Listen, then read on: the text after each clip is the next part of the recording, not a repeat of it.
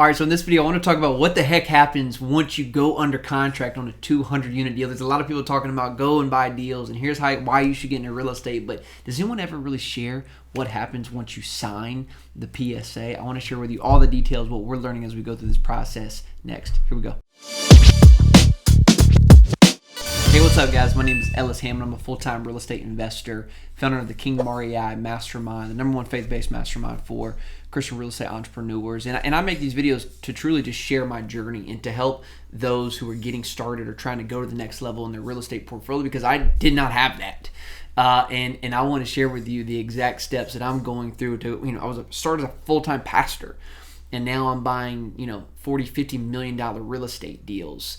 And I'll be honest with you, man, there's no book that shares all of this with you. A lot of this you learn as you go. And so here are a couple big things that, I'm learning as we're getting into this deal. So this is how the process started. So we found this deal off market through a broker, right? We negotiated the LOI. So we submitted an LOI to the broker and said, hey, here's how much we want to pay for that deal. And the seller countered and said, well, hey, this is actually what we want for it. We went back and forth about 2 or 3 times, actually, just LOI until we finally nailed down a price.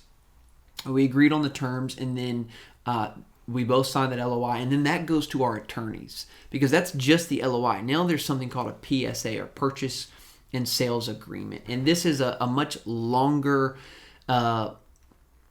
document, really, that solidifies kind of the terms of the deal. And so, I would say you need to be prepared. That's going to take, on average, about a week to execute the purchase and sales agreement. And if you don't have someone on your team, that really is detailed oriented and can go through a purchase and sales agreement, I would highly recommend starting to interview attorneys to make sure you have someone who's familiar with that, who has your best interest in mind, and can really begin to kind of go back and forth with typically the seller's attorney on how to make sure you get the best terms, to know what to look for in terms of what needs to be reported to you, what you need to receive in order for the contract to start. Because once everything gets started, this is, you're ticking. We have 60 days to close this deal. So, you need to make sure you have all the seller's reports, all the environmental reports, all your phase 1 stuff in hand, all the lease, the lease audits, the updated rent roll. Those are the things you need in hand before you can really do the proper due diligence. So typically in PSA, this is how we've structured ours. We have 30 days for due diligence. Let me back up real quick, though. In order for us to secure this deal, this is not in every market, and I should probably do a video on this, but we had to put $600,000 hard, non-refundable day one, meaning we had to love this deal before we ever got into it. So we were able to get on site beforehand, before that money went hard, so we were able to kind of see some of the property, and really, we had updated rent roll, so we were able to do some due diligence. But starting day one, we have money in. We have 30 days to do a full due diligence inspection before we have to put up more earnest money and go in and line up financing for this deal, right? So 30 days, the next 30 days, we are doing due diligence, meaning we're going to walk every single unit. We're going to really double down on the non-renovated units, the ones that we go in and plan that need some type of rehab, renovation, construction. So we're going to walk every single unit with our asset management team and typically with a general contractor. So that's the first 30 days, right? And in that 30 days, we're also lining up equity for this deal. We're talking with our debt broker, right? So we've already contracted with a broker to go out and shop debt for this property. And so we're getting quotes in that first 30 days as we're going through due diligence and really putting together the capital stack for this deal. If you're going to go out and syndicate or raise money from LP investors, this is really important, meaning you want to have your design team ready to rock day one, putting out the marketing package, getting that out to investors, getting your webinar set up.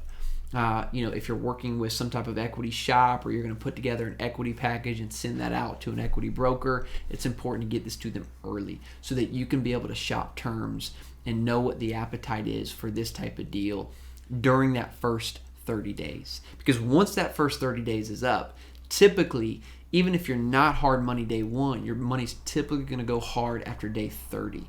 So you only really have 30 days to really determine, is this the deal for me? Because in that second 30 days, it's really getting to close, right? It's lining up your equity, making sure you have your debt in place, making sure you get insurance quotes, you have proper insurance on the property, okay, and you're really beginning to tighten up the ship.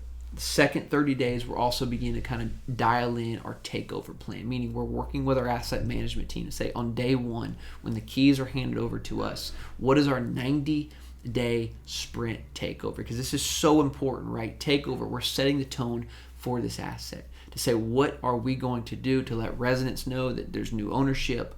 What, in terms of, we've looked at their rent roll and said, here are the units that need to be either updated, or here are the leases coming due that we need to increase.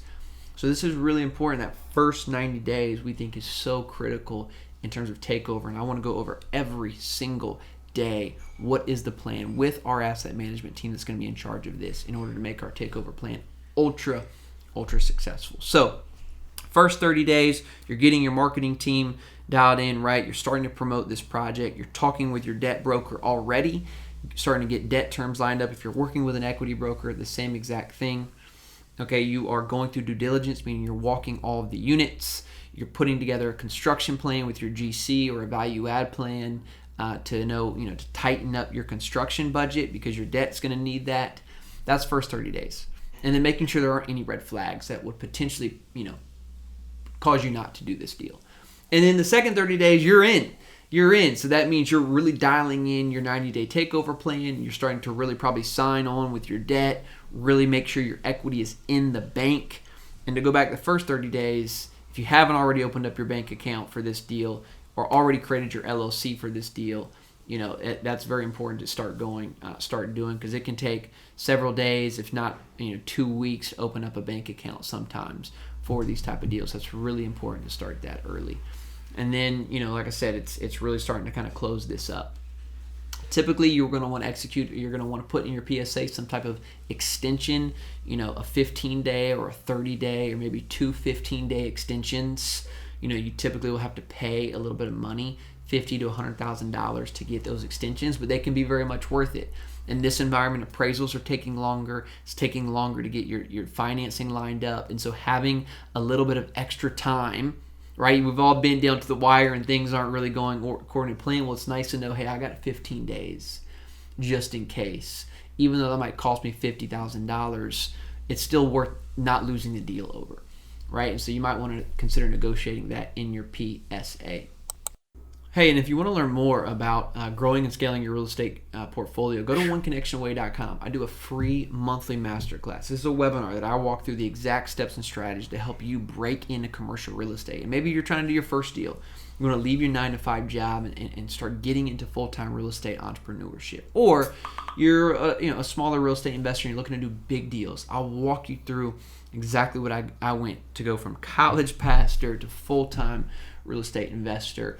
And I'll give you a chance to learn more about our community, Kingdom REI, which is the #1 faith-based real estate mastermind across the country, and what I'm learning from that community and how we're doing deals together. So go to oneconnectionaway.com. If you like more content like this, let me know in the comments, and I'll look forward to doing more of this. See you soon. Think wealthy. Cheers.